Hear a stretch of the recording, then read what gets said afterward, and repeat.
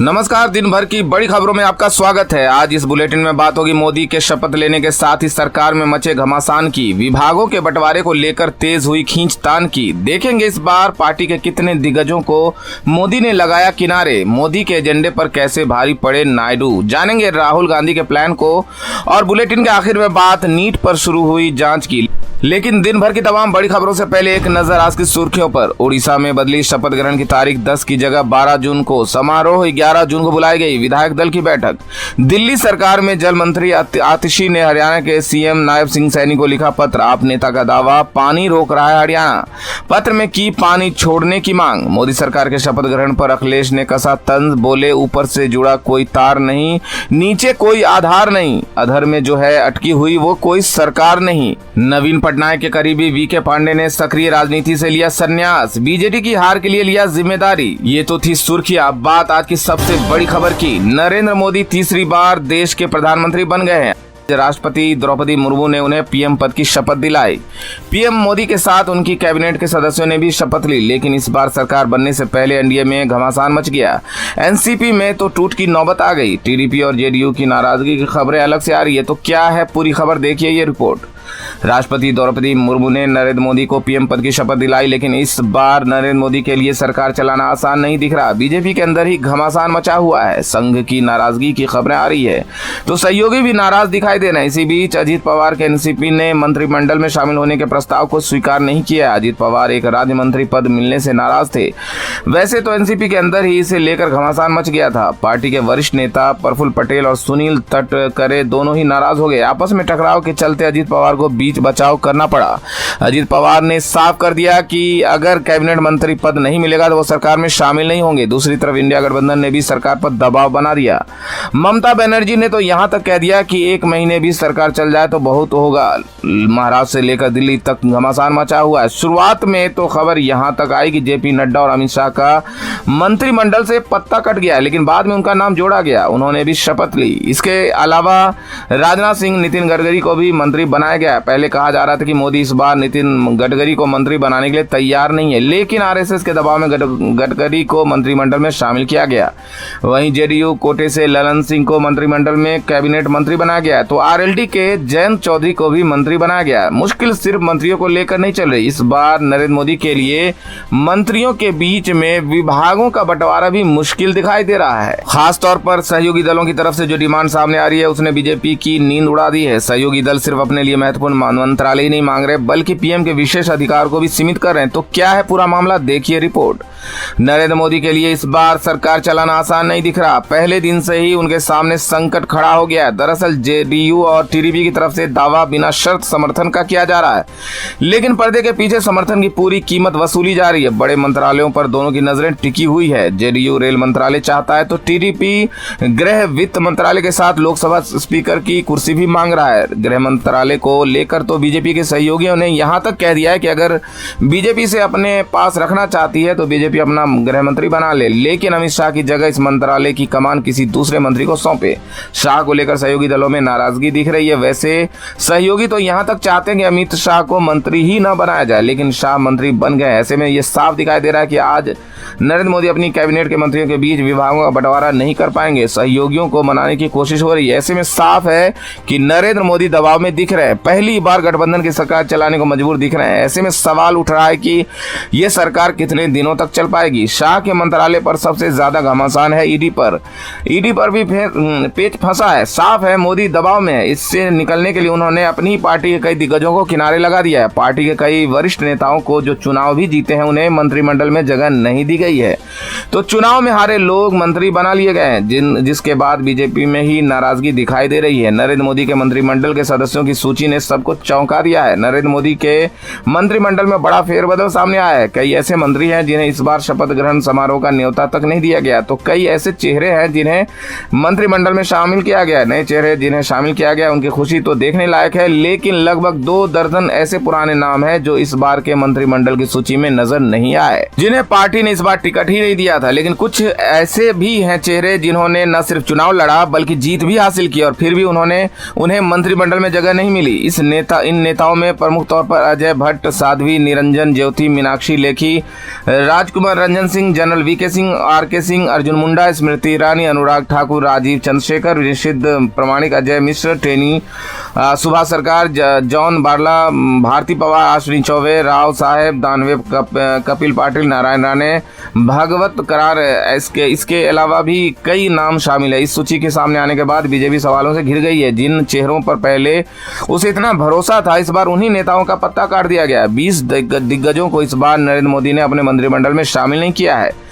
नए मंत्रियों के सामने 100 दिन का एजेंडा रखा है, लेकिन मोदी के एजेंडे पर काम होना मुश्किल लग रहा है, क्योंकि उससे पहले टीडीपी की तरफ से अपना एजेंडा रख दिया गया। और सबसे बड़ी बात, बीजेपी जिन मुद्दों से भागने की कोशिश कर रहा है, टीडीपी ने अपने एजेंडे में वो सब कुछ शामिल कर लिया है। लोकसभा चुनाव के नतीजों से पहले बीजेपी ने प्रचंड जीत का अनुमान लगाया था, लेकिन पार्टी चुनाव में बहुमत तक हासिल नहीं कर सकी, जिसके बाद बीजेपी अब गठबंधन की सरकार बनाने जा रही है। ऐसे में अब मोदी सरकार पूरी तरह से सहयोगी दलों पर निर्भर दिखाई दे रही है, तो वहीं सहयोगी दल समर्थन की पूरी कीमत मांग रहे हैं। इस बीच यूसीसी को लेकर भी सीवन और मुस्लिम कोटा तक शपथ ग्रहण से पहले टीडीपी ने बीजेपी के कोर मुद्दों पर रुख साफ कर दिया है। तेलुगु देशम पार्टी के नेता और एन चंद्रबाबू नायडू के बेटे एन लोकेश नायडू ने कहा है कि उनकी पार्टी ये सुनिश्चित करेगी कि परिसीमन और समान नागरिक संहिता यूसीसी जैसे मुद्दों पर फैसला एक तरफा न लिया जाए और न ही किसी समुदाय का आरक्षण छीना जाए। समुदाय को चिंता करने की जरूरत नहीं है, हम किसी का कोटा नहीं छीनने देंगे, किसी को भी इस बारे में चिंता करने की जरूरत नहीं है। टीडीपी नेता ने कहा कि ये रुख बीजेपी का है और वो तब तक होगा जब बीजेपी राज्य में अपने दम पर आंध्र प्रदेश में सरकार बनाएगी। सरकार का हमेशा से यह मानना रहा है कि सामाजिक और आर्थिक रूप से पिछड़े समुदायों को, चाहे वो किसी भी धर्म या जाति के हो, गरीबी से निपटने के लिए लाभ मिलना चाहिए और ये जारी रहेगा। उन्होंने आगे कहा कि परिसीमन, समान नागरिक संहिता आदि जैसे मुद्दों पर विस्तार से चर्चा की जाएगी और हल किया जाएगा। हम भागीदारों के साथ इन सभी मुद्दों पर आम सहमति बनाने की कोशिश करेंगे। नायडू ने साफ कर दिया है कि अब कोई इस सरकार को मोदी सरकार नहीं कहे, ये एनडीए की सरकार है, इसलिए एजेंडा भी एनडीए का ही चलेगा। नरेंद्र मोदी दबाव में है तो राहुल गांधी इस दबाव को बढ़ाने में जुटे हैं। जनता के मुद्दे वो सदन में उठाने का ऐलान पहले ही कर चुके हैं। और अब खबर आ रही है कि राहुल रायबरेली और वायनाड जा रहे हैं, तो क्या है राहुल का प्लान, देखिए ये रिपोर्ट। कांग्रेस ने लोकसभा चुनाव में इस बार 99 सीटें जीती है। इसी कड़ी में राहुल गांधी ने रायबरेली और वायनाड दो सीटों पर चुनाव लड़ा था और दोनों सीटें जीती भी है। उन्होंने दोनों सीटों पर 3 लाख से ज्यादा वोटों पर जीत हासिल की है। चुनाव जीतने के बाद राहुल गांधी पहली बार वायनाड और रायबरेली का दौरा करने वाले हैं। लोगों को धन्यवाद देने के लिए राहुल गांधी 11 जून को रायबरेली और 12 जून को वायनाड जाएंगे। जीत के बाद गांधी परिवार का ये रायबरेली का पहला दौरा होने वाला है। इस दौरान राहुल के साथ प्रियंका गांधी और सोनिया गांधी भी मौजूद रहेंगी। इसकी जानकारी मिलते ही रायबरेली और अमेठी के कांग्रेस नेताओं में खुशी की लहर है। ऐसे में बड़ी संख्या में कांग्रेस कार्यकर्ता रायबरेली में मौजूद रहेंगे। स्थानीय नेता गांधी परिवार के भव्य स्वागत की तैयारी में जुट गए हैं। दोनों सीटों पर कांग्रेस की ऐतिहासिक जीत के बाद गांधी परिवार की यह पहली रायबरेली यात्रा होगी। इससे पहले लोकसभा चुनाव के दौरान सभी लोग रायबरेली पहुंचे थे। यही वजह है कि गांधी परिवार जीत के लिए जनता के साथ कांग्रेस कार्यकर्ताओं का आभार व्यक्त करने के लिए 11 जून को आ रहा है। कार्यकर्ता सम्मेलन के जरिए कांग्रेस ये संदेश देना चाहती है कि अगली बार देश भर में कांग्रेस की बयार बहेगी। राहुल दोनों में से एक सीट छोड़ेंगे। संकेत है कि वो वायनाड सीट छोड़ेंगे और रायबरेली अपने पास रखेंगे। राहुल ने इसके संकेत भी दिए हैं। तो दूसरी तरफ किसानों ने भी संकेत दिए कि अगर कंगना रनौत के मामले में सीआईएसएफ की महिला कर्मचारी पर कार्रवाई हुई तो सरकार के खिलाफ बड़ा आंदोलन होगा। आज किसानों ने इसका ट्रेलर भी दिखा दिया है। देखिए ये रिपोर्ट। थप्पड़ मारने वाली सीआईएसएफ पर कार्रवाई करवाकर कंगना मुसीबत में फंसती नजर आ रही है। एक तरफ सोशल मीडिया और बॉलीवुड में कंगना के खिलाफ नाराजगी नजर आ रही है, तो दूसरी तरफ किसानों ने अब कंगना के खिलाफ मोर्चा खोल दिया है। बता दें कि कंगना को थप्पड़ मारने वाली सीआईएसएफ कर्मी कुलविंदर कौर को पुलिस ने हिरासत में ले लिया है, जिसके चलते किसानों में नाराजगी है। और कुलविंदर कौर की रिहाई को लेकर मोहाली की सड़कों पर हजारों की संख्या में किसान संगठनों ने इंसाफ मार्च निकाला। इस मार्च में भारतीय किसान नौजवान यूनियन, संयुक्त किसान मोर्चा और किसान मजदूर संघर्ष समिति सहित कई संगठन शामिल हुए। किसानों ने पंजाब के मुख्यमंत्री के नाम मोहाली की आयुक्त आशिका जैन को एक ज्ञापन भी सौंपा, जिसमें इनमें से कुछ लोग धरने पर बैठ गए। किसान संगठन के सीआईएसएफ कांस्टेबल को सम्मानित करने का भी ऐलान किया गया। तो वहीं इस बीच कंगना का पुराना पोस्ट भी वायरल हो रहा है, जिसमें उन्होंने विल स्मिथ का थप्पड़ मारने का पर साथ दिया था। दरअसल 2022 में हॉलीवुड एक्टर विल स्मिथ ने एक अवार्ड फंक्शन में उनकी बीवी पर कमेंट करने पर क्रिस रॉक को थप्पड़ मारा था। तब एक्ट्रेस ने पोस्ट किया था, अगर वो विल स्मिथ की जगह पर होती तो वो भी ये कदम उठाती। बता दें कि 7 जून को शुक्रवार को कंगना रनौत नई दिल्ली जाने के लिए चंडीगढ़ एयरपोर्ट पहुंची थी। सुरक्षा जांच के दौरान सीआईएसएफ की एक कांस्टेबल ने कंगना को थप्पड़ मार दिया।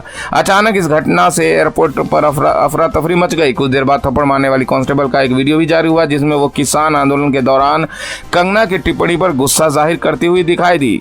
और बुलेटिन के आखिर में देखते हैं नीट परीक्षा में हुए कथित घोटाले को। नीट परीक्षा के परिणाम का मामला लगातार तूल पकड़ता जा रहा है। अब इस मामले में कांग्रेस सांसद राहुल गांधी ने मोदी सरकार पर हमला बोलते हुए कहा कि नीट परीक्षा में हुई धांधली ने 24 लाख से अधिक स्टूडेंट्स और उनके परिवार को तोड़ दिया है। तो वहीं विपक्ष के लगातार दबाव के बाद अब केंद्र सरकार इस मामले में जांच करवाने के लिए तैयार हो गई, जिसकी रिपोर्ट एक हफ्ते में देनी होगी। तो कैसे होगा जांच, जानने के लिए देखिए खास रिपोर्ट। एक तरफ नरेंद्र मोदी रविवार को एक बार फिर तीसरी बार पीएम पद की शपथ लेंगे, तो दूसरी तरफ मोदी की सरकार बनने से पहले नीट परीक्षा के मामले में सवालों में घिर गए हैं। और इस मामले में कांग्रेस सांसद राहुल गांधी ने कहा कि नरेंद्र मोदी ने अभी शपथ ली भी नहीं और नीट परीक्षा में हुई धांधली ने 24 लाख से अधिक स्टूडेंट्स और उनके परिवारों को तोड़ दिया है। एक ही एग्जाम सेंटर से छात्र मैक्सिमम मार्क्स के साथ टॉप कर जाते हैं। कितने को ऐसे मार्क्स मिलते हैं तो टेक्निकली संभव ही नहीं है, लेकिन सरकार लगातार पेपर लीक की संभावना को नकार रही है। राहुल ने आगे कहा कि आज मैं देश के सभी स्टूडेंट्स को विश्वास दिलाता हूं कि मैं संसद में आपकी आवाज बनकर आपके भविष्य से जुड़े मुद्दों को मजबूती से उठाऊंगा। युवाओं ने इंडिया पर भरोसा जताया, इंडिया उनकी आवाज को थमने नहीं देगा। तो वहीं लगातार विपक्ष और छात्र के दबाव के बाद अब केंद्र सरकार इस मामले में जांच कराने को तैयार हो गई। इसकी जानकारी खुद शनिवार को नेशनल टेस्टिंग एजेंसी NTL सरकार ने नीट यूजीसी में ग्रेस अंक विवाद को फिर से जांचने के लिए 4 सदस्य कमेटी का गठन किया है। ये कमेटी 1563 कैंडिडेट्स और 6 सेंटर्स की जांच करेगी जहां ग्रेस मार्क्स मिले हैं। इसमें सेंटर्स की मॉनिटरिंग के लिए लगे CCTV भी रखे जाएंगे। ये कमेटी एक हफ्ते में रिपोर्ट देगी। इस बीच रिजल्ट में गड़बड़ियों के विरोध में दिल्ली और कलकत्ता हाईकोर्ट में याचिका दायर की गई है। एग्जाम में टॉपर्स की बढ़ी हुई संख्या, मार्किंग स्कीम से अलग ग्रेस मार्क्स देना, आंसर में बदलाव और एग्जाम से पहले ही पेपर लीक जैसे आरोप लगाए गए। तो आज इस बुलेटिन में इतना ही। देखते रहिए RTV न्यूज।